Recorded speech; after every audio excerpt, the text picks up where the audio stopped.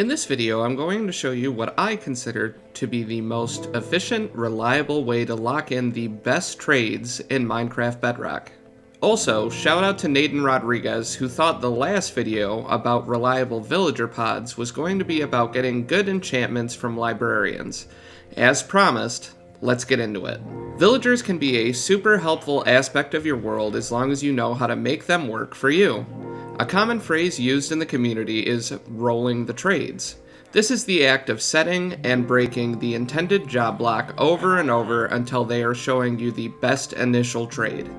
Thankfully, on Bedrock Edition, we have the ability to move these job blocks, except for grindstones, using a sticky piston, which can speed up the process, but it's still going to be labor intensive depending on the number of villagers.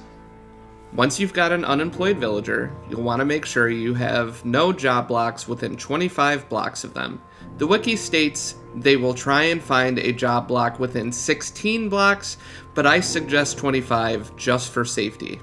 If you want a reliable supply of villagers, I would suggest setting up a simple villager breeder pod roughly 50 blocks away to one side of your employment center. It's also important to note, you'll want plenty of material to trade with your villager. The type of material depends on what type of villager you want. For librarians, you'll want plenty of paper and books. For clerics, you'll want plenty of zombie flesh. Crops for farmers, stone for masons, and so on. I'll link the wiki page for villager professions for those wanting to take a deeper dive. Let's go over the setup. As you can see, we have the intake line from the villager breeder to the side.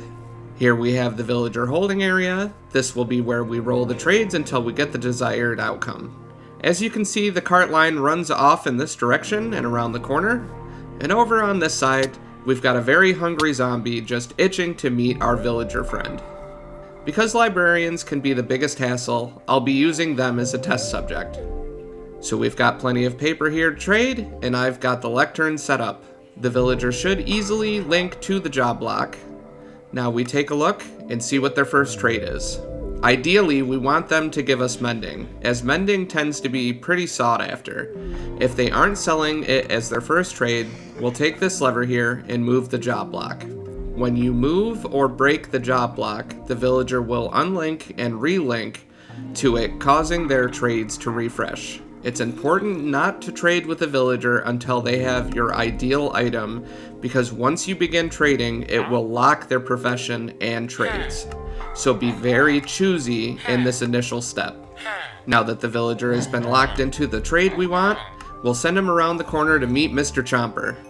After the villager has been converted into a zombie villager, we'll throw a splash potion of weakness and feed him a golden apple.